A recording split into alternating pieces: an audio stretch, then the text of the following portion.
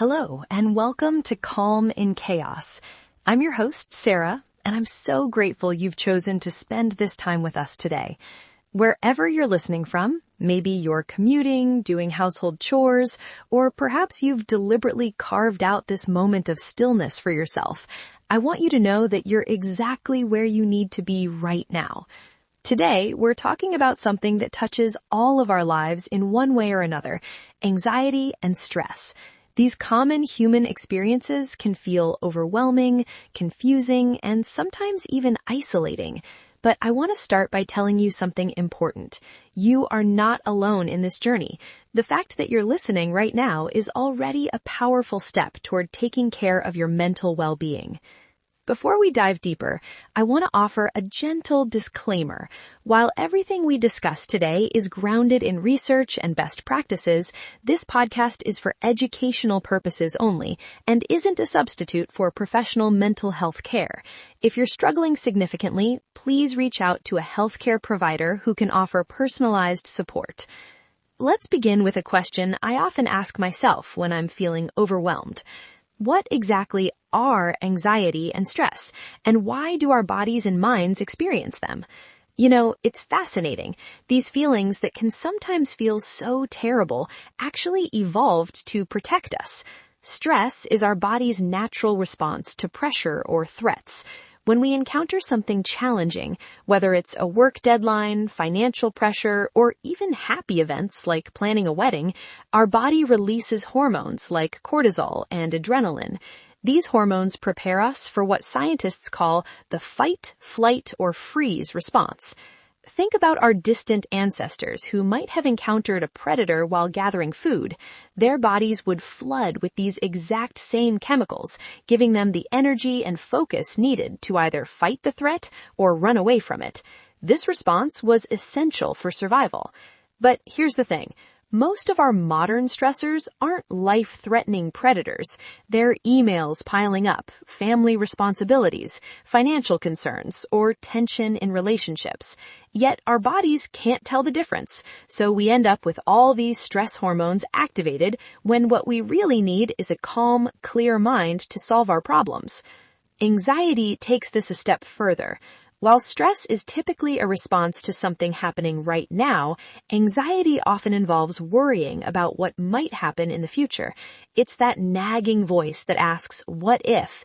and then spirals into imagining the worst possible outcomes. Let me share a quick personal story. Last year, I was preparing for an important presentation at work. For days beforehand, my mind kept conjuring images of myself forgetting everything, of my colleagues judging me, of making a career-ending mistake. I had trouble sleeping, my stomach was constantly tight, and I found myself snapping at my partner over tiny things. In hindsight, I recognized those were classic anxiety symptoms. My body was responding as if the presentation was a life or death situation. And that brings us to an important point. Many of us experience stress and anxiety, but don't recognize the signs until they've already taken a significant toll. Let's talk about some common signs of anxiety and stress that people often ignore or misattribute to something else. Physical symptoms are often the most noticeable but least connected in our minds to anxiety. These include persistent tension headaches or migraines, digestive issues like stomach aches, nausea, or changes in appetite, muscle tension, especially in the shoulders, neck, and jaw. Many people don't realize they're clenching their teeth until they develop jaw pain. Fatigue that doesn't improve with rest. Trouble falling or staying asleep, or waking up feeling unrefreshed. Rapid heartbeat or chest tightness that can sometimes feel like a heart attack. Then there are the mental and emotional signs: difficulty concentrating or making decisions, feeling irritable or on edge, experiencing racing thoughts, especially at night, and withdrawing from social activities you usually enjoy. I remember speaking with Miguel, a friend who works in finance.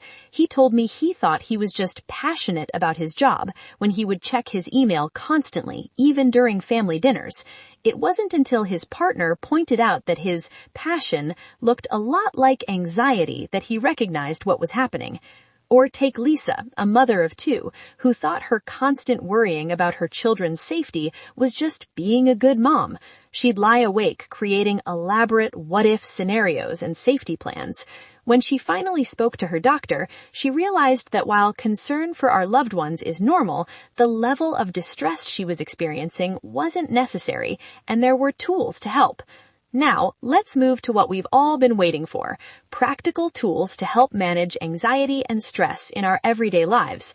I'm excited to share these with you because I've seen how effective they can be, both in research and in real people's lives, including my own. The first technique is something you can do right now, wherever you are. It's called diaphragmatic breathing, or belly breathing. Unlike the shallow chest breathing we often default to when stressed, diaphragmatic breathing activates your parasympathetic nervous system, your body's natural calming mechanism. Let's try it together. If you're in a place where you can, place one hand on your chest and the other on your belly, just below your rib cage. Breathe in slowly through your nose, feeling your belly expand and push against your hand. Your chest should remain relatively still. Now, exhale slowly through slightly pursed lips, feeling your belly fall. Let's do this 3 more times together. Breathe in for 4, hold a moment, and exhale for 6. Again, in for 4, hold, and out for 6.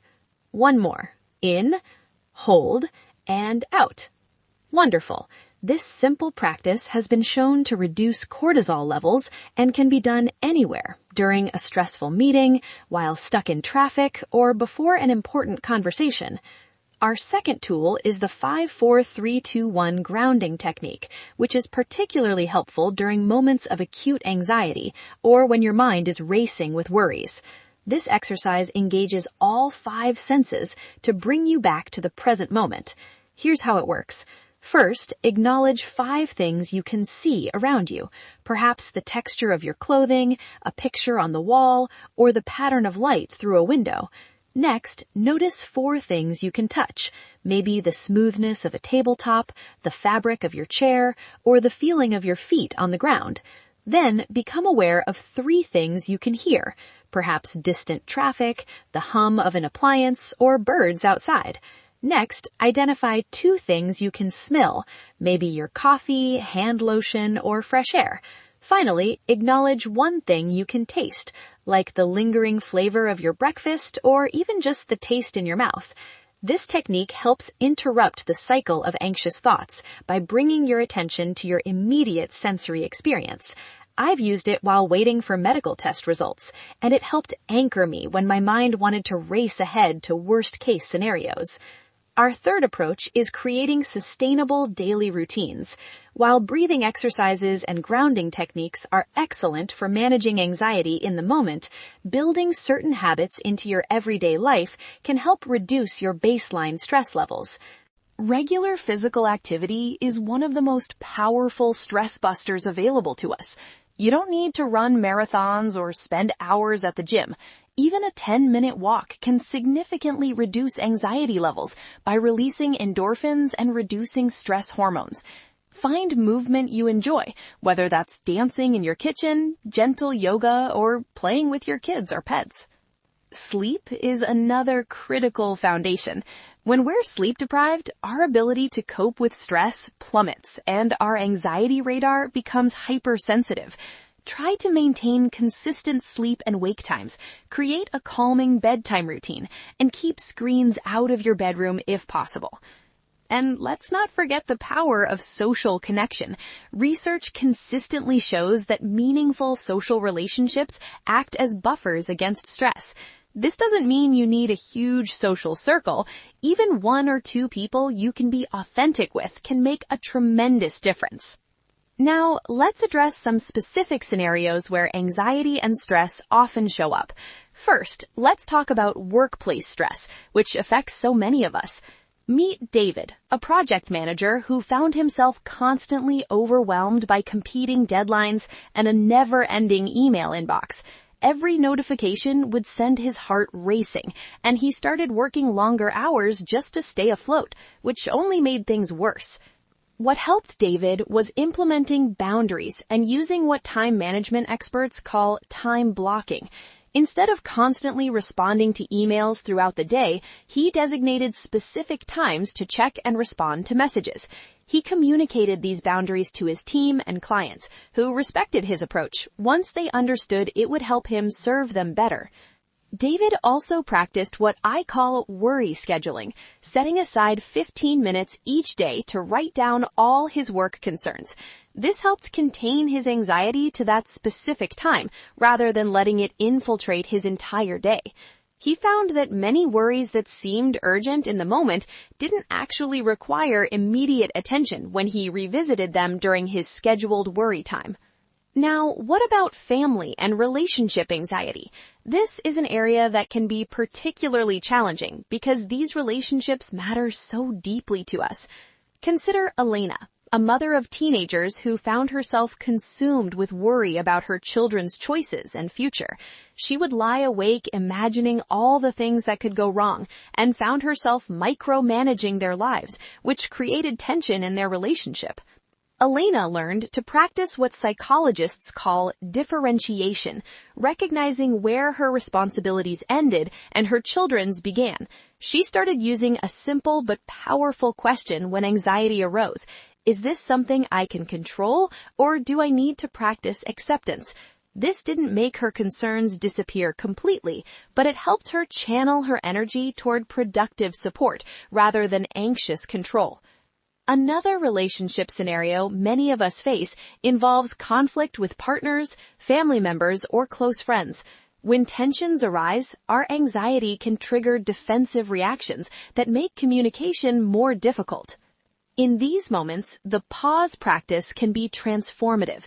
When you notice yourself becoming defensive or anxious during a conversation, take a deliberate pause. Breathe deeply and ask yourself, what am I really feeling underneath my reaction? What do I really need right now? And what might the other person be feeling or needing? This creates space for more thoughtful responses rather than reactive ones. As we begin to wrap up our time together today, I'd like to share one more powerful mindset shift that has helped me and many others manage anxiety. It's what psychologists sometimes call cognitive reframing or perspective taking. When anxiety strikes, our thoughts often become extreme, fixed, and negative. We might think, this is going to be a complete disaster, or I'll never be able to handle this. Cognitive reframing involves gently challenging these thoughts and exploring other possibilities. Try asking yourself these questions when caught in anxious thinking. What would I tell a friend in this situation? Is there another way to look at this? What's the worst that could happen, and how could I cope if it did? What evidence do I have that I can handle difficult situations? Remember that the goal isn't to force positive thinking or deny real challenges. It's about widening your perspective to include other possibilities beyond the worst-case scenarios that anxiety loves to fixate on. Now, I'd like to guide you through a brief reflection moment. If you're in a safe place to do so, perhaps close your eyes or soften your gaze. Take a few deep breaths, feeling your body supported wherever you're sitting or standing. As you breathe, I invite you to notice that in this moment, you are okay. Whatever challenges you're facing, right now, in this breath, you are here. Your heart is beating, air is flowing into and out of your lungs. You've survived every difficult day up until now. I want you to know that your anxiety, while uncomfortable, is not a sign of weakness. It's your mind trying to protect you. You can acknowledge its presence with compassion, while also knowing that you have the strength and resources to move forward, one step at a time. As we begin to come to the end of our time together today, I hope you're taking away not just techniques, but also a sense that you're not alone in your experiences with anxiety and stress. These are universal human experiences, even when they feel isolating. Remember that managing anxiety is not about eliminating it completely. Anxiety is a normal part of life. Rather, it's about developing a relationship with anxiety, where it doesn't control your choices or diminish your joy. Before we part, I'd like to invite you to take one small step toward better mental health today. It could be practicing one of the breathing exercises we discussed, scheduling a short walk outside, reaching out to connect with someone you trust, or simply being a bit more gentle with yourself. If you found value in today's episode, I'd be so grateful if you'd follow Calm in Chaos on your preferred podcast platform. In future episodes, we'll explore more aspects of mental well-being, including specific anxiety triggers, building resilience, and creating meaningful connections in a busy world. Until next time, remember that even in chaos, you can find moments of calm, and those moments matter deeply. Thank you for listening, and take good care of yourself.